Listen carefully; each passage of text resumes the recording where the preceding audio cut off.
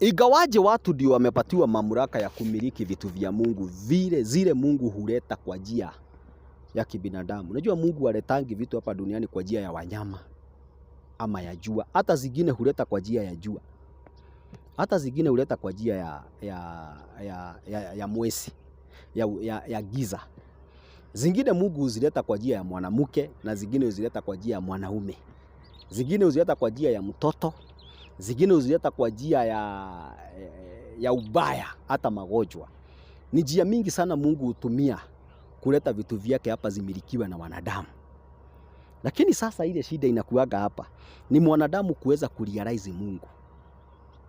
Ugumu wa kuweza kujua huyu ni Mungu inakuwa sasa ugumu inakuja. Na ugumu inakujaga aje? Sababu chochote Mungu hufanya hapa duniani hufanya akihusisha mwanaume, yani akihusisha mwanadamu. Either ni mwanamke ama ni mwanaume. Juu mambo ya Kristo hapa hakuna kutenga wanawake. Wanawake wako ndani kabisa.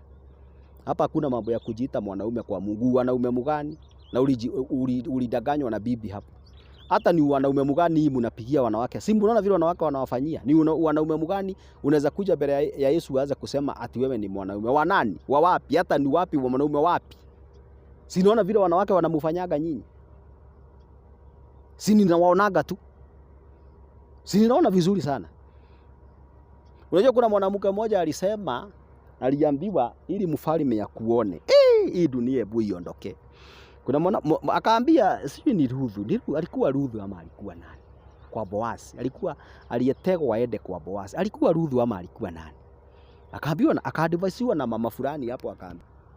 Kuna mama alimwambia hivi, nataka huyu mwanaume ya kuone. Na hata bila kumuonyesha ile kitu unataka ama kumwambia na mdomo ile kitu unataka, mwili yako itamwambia unataka nini. Ati nini? Mwili inaongeaga aje? Vitu ni sanamu zikionekana lakini hunena, wacha niwaambie. Vitu zina sauti kubwa. Kwanza wakati huu tuko, wanawake wana sauti kubwa sana kwa mwanaume. Hata kama hawaongei kwa mdomo, wana sauti kubwa. Wanaume wanawafikiria na njia zingine. Unakuta mtu mwanaume ameweka mwanamke kwa kiti kubwa, amemweka kwa chakula zuri, amemweka kwa ndege, na saa hiyo hata hajamwambia. Lakini kwa ubora huyu mwanaume amefanya hayo yote. Sasa ile kitu imebakia ndani huyu mwanaume ni decision. Ameki hiyo decision ya hiyo vile vyote amejiambia. Sababu wakati tunaambiago, wakati nyoka iliponenea huyu mama anaitagwa Eve, nyoka iliwachia huyo mwanamke sasa shughuli. Sababu